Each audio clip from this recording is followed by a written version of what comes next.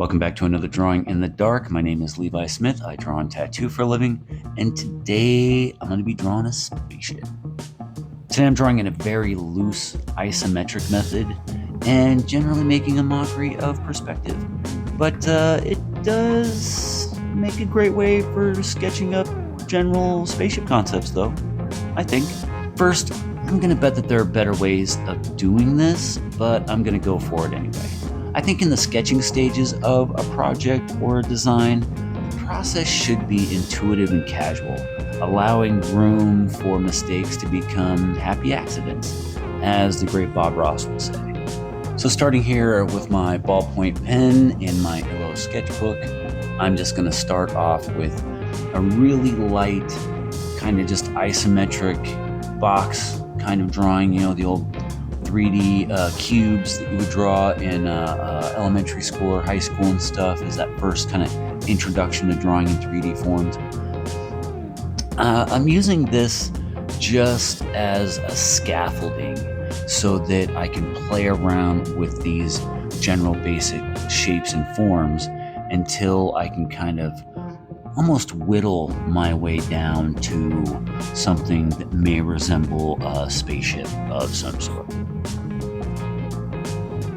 Once I've got my general layout for this ship kind of blocked out, I want to build up the perimeter lines for the overall drawing here, mostly to separate what I want to keep from all this other stuff that I've sketched out that I'm obviously going to be not keeping and sketching over, shading over, and stuff. That way I can see the shape of the ship overall as I start getting into playing with more and more details.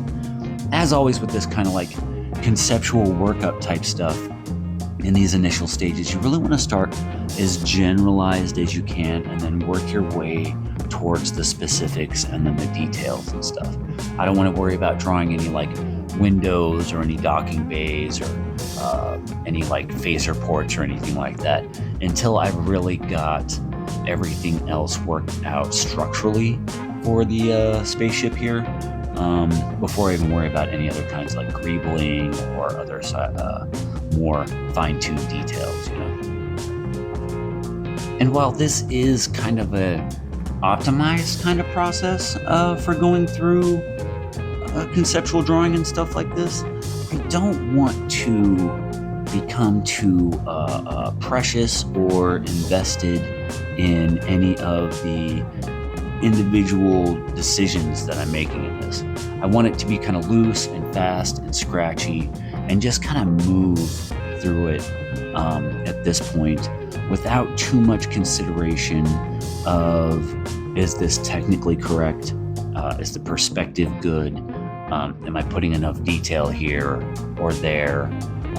Or is there any kind of logic to it and stuff? Really, a lot of it, I think, in these early stages really is just about like vibes.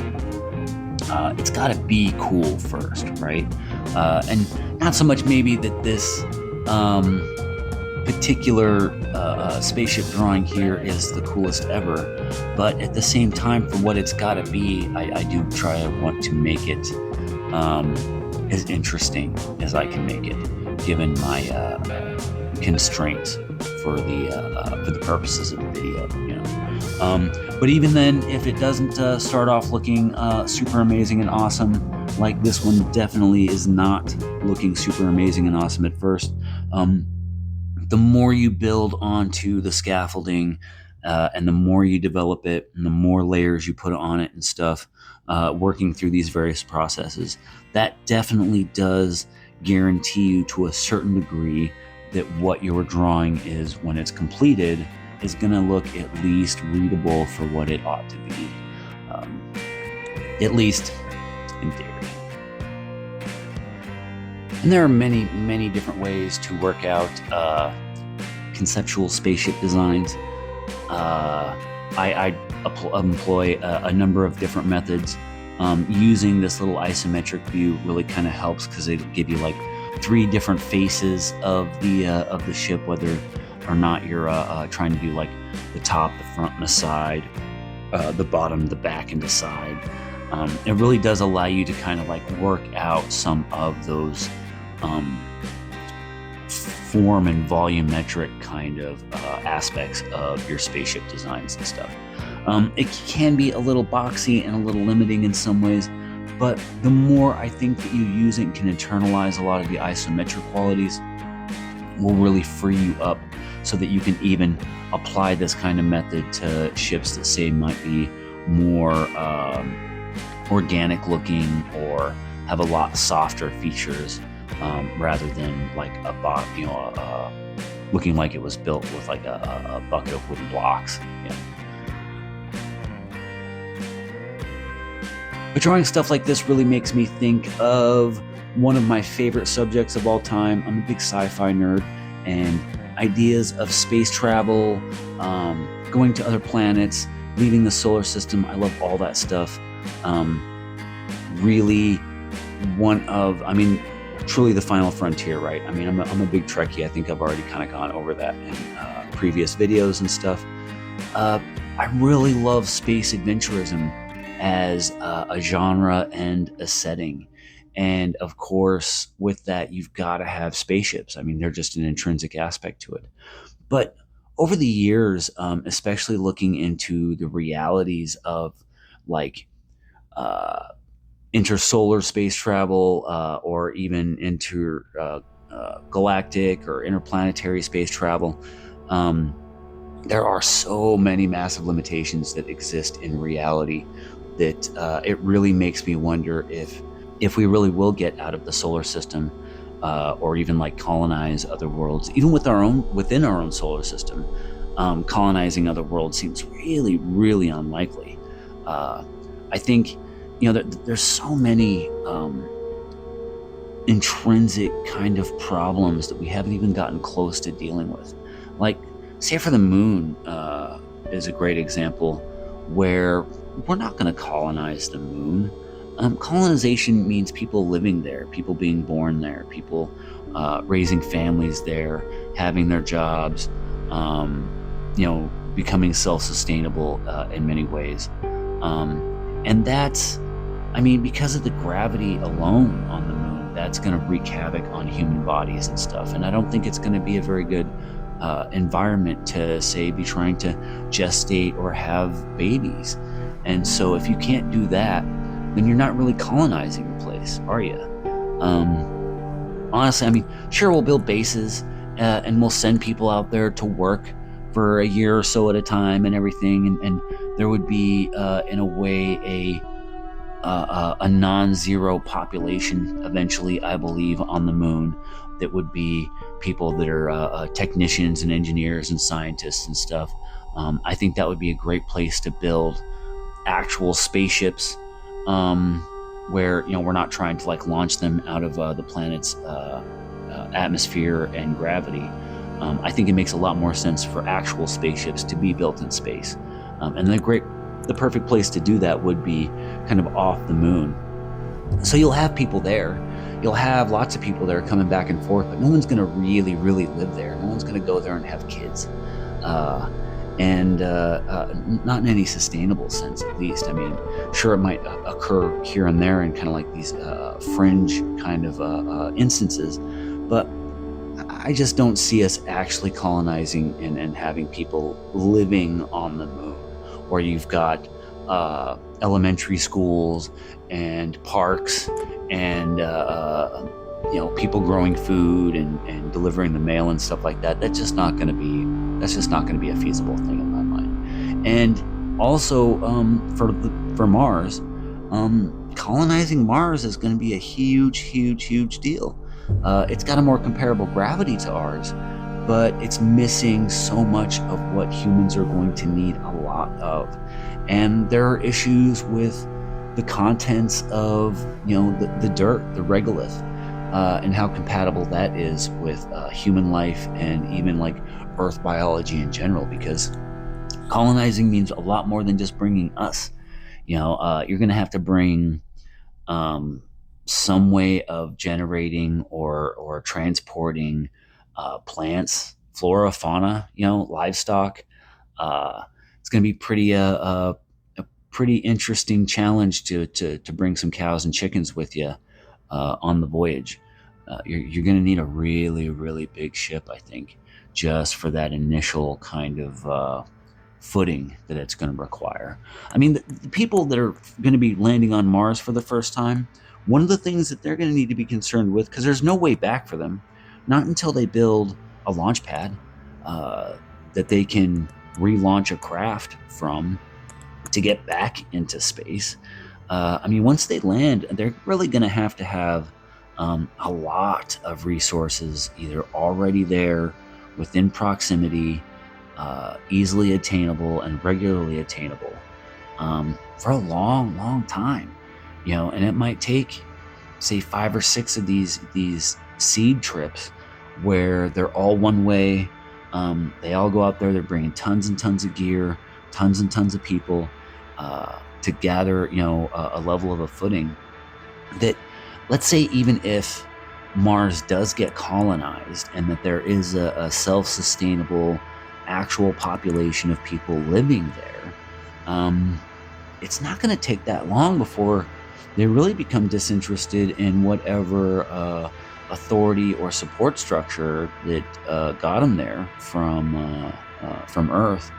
Once they're out there, it's going to take so long to get back and forth that they're going to have to declare a sense of independence and sovereignty and separation from the doings and goings-ons of Earth. They're going to have their own issues to deal with that Earth people really aren't going to be able to contend with.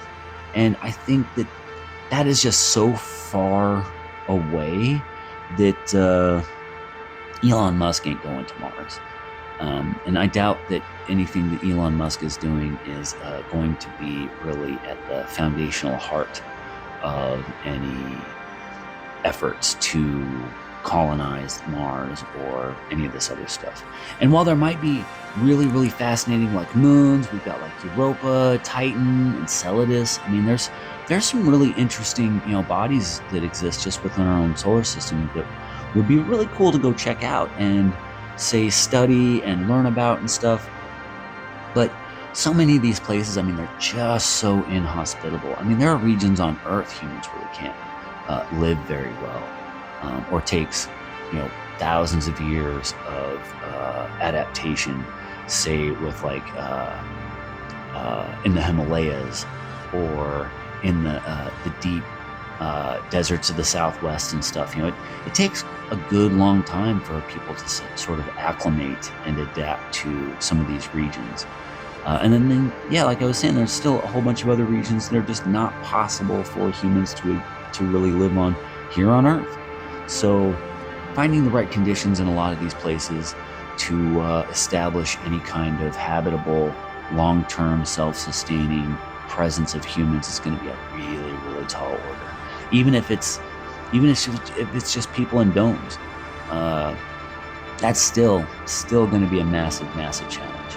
And while I don't want to be cynical about those possibilities, especially as a huge fan for these kinds of things, I mean, there's nothing that I find more fascinating than the idea of space travel and colonizing other worlds, finding other life forms, interacting with them, and the whole Star Trek, Expanse kind of space adventure kind of stuff.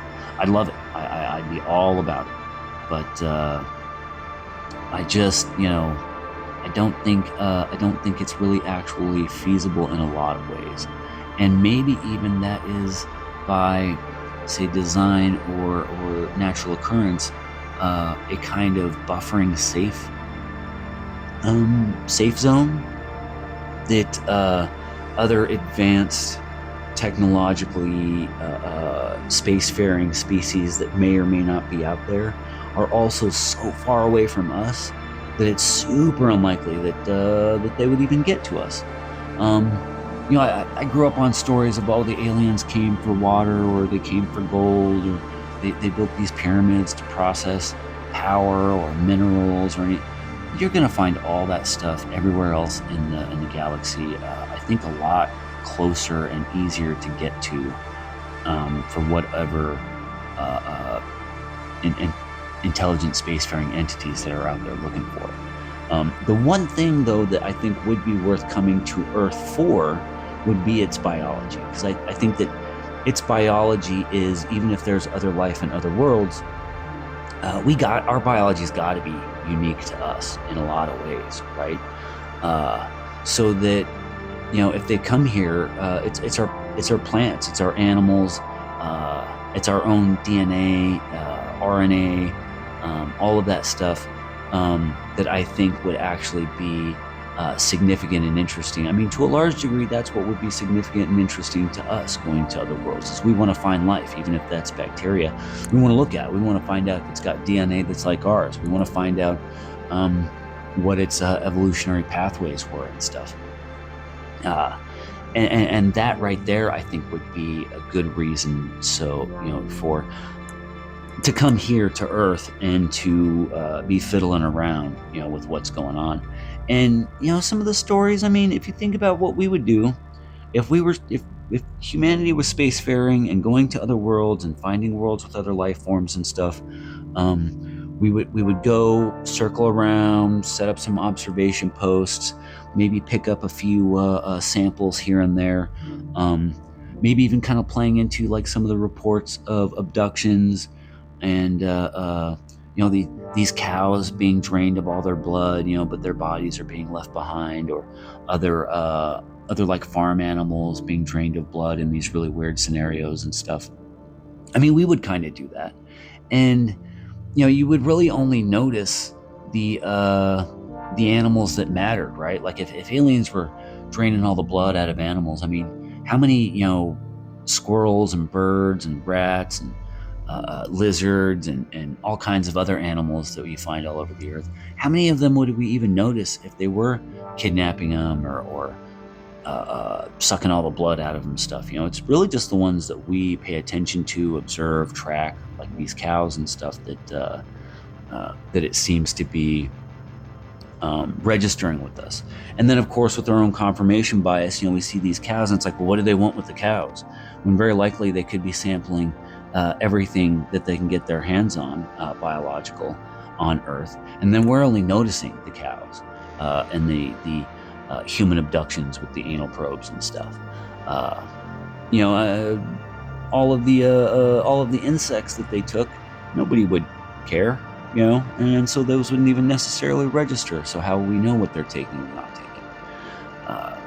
And then, honestly, once you got all that DNA and everything, once you visited Madagascar and kidnapped every little critter and plant on the island to go take off to a laboratory to dissect and test and experiment with and sift through their innards and their biology, what more do you really need with Madagascar other than maybe as a tourist location, or a nature preserve, in order to study then the relationship between, say, like environment and life forms and stuff, as a as a foundational part of your experiment, But I mean, I don't know. I love drawing spaceships. I'm really fascinated by this kind of stuff, and I do spend a lot of time thinking about it. When you draw, you get a lot of time to think about things, especially weird things. And often, in my opinion, it's a lot healthier to think about weird things than to just dwell on all the dark, shitty, heavy, disturbing stuff that drags us down into the abyss, And in that way, thinking about what would aliens really be doing here, or how would we really put a presence on Mars or the moon and stuff, I find that stuff to be far more useful and productive than just sitting here ruminating or worrying about politics or wars or economy or any of this other stuff. I mean, there's a lot to worry about in the world, Sometimes it's actually more beneficial to push forward anyway, push through all that anyway. And, I think that's usually how we end up with the solutions to the problems we face, is through the people that don't necessarily dwell on the problem, but try to find the opportunities that exist there. Right? Maybe. I don't know. I do really need to optimize my production process for these things here. But it is what it is, I guess. And see, look at that. We got a cool looking spaceship here. It's got a lot of volume and some detail. Honestly, I could probably spend 15 hours on this piece and just noodle and shade and smooth and fill this thing just endlessly and have a great time with it. However, for the purposes of the sketchbook and these videos, I'm not going to do that. I'm getting it here to a point where it's essentially a completed conceptual sketch, and then we're all going to move on with our lives. These videos already take too damn long to build without spending 8-10 hours on the drawing. And if the sketch needs it, I do it. But this one didn't quite need it. Honestly, the last video before this, the screen head, was one of my fastest of all time. I really drew that whole bit in probably about like 2.5 hours, where this one was about almost 4 hours I spent on this one. But then there's been other ones in the past. The Zombie King with the Castle, that one took a lot of time. The V for Vendetta piece took forever. That one was like a good 9-hour piece. So I think we're going to be just fine here with getting to kind of like an average time span for these. The longer the video gets, the longer and harder, or at least more work there is for editing these things. And still, with how I'm putting all this together, I'm still kind of finding and fine-tuning my process for what actually works for me. And it's not the easiest thing. I've been doing a few of these videos now, and all the time I'm learning a little bit more, either about the DaVinci Resolve software or about how I want to shoot it, how to use the camera, how to set up my lighting, what to talk about, how to talk about it. There are so many things. But it is fun, even though it's a challenge, and it's, I don't know, I'm digging it. So as long as I am digging it, I guess I'm going to keep doing it. And because I have a tendency in life to not do the things I don't enjoy. Not exactly a strong green flag as far as character traits go, actually. But, I'm working on it. And, yeah, this whole process with these videos, trying to fill up all the time, trying to make sure my little face camera isn't absolutely so completely out of focus that it feels like it was recorded in 1970. But, you do what you gotta do, and you're just gonna have to deal with my potato can, at least this episode. So there it is, We're all having fun, right? Yeah? I mean, I'm watching YouTube, so it can't be that bad.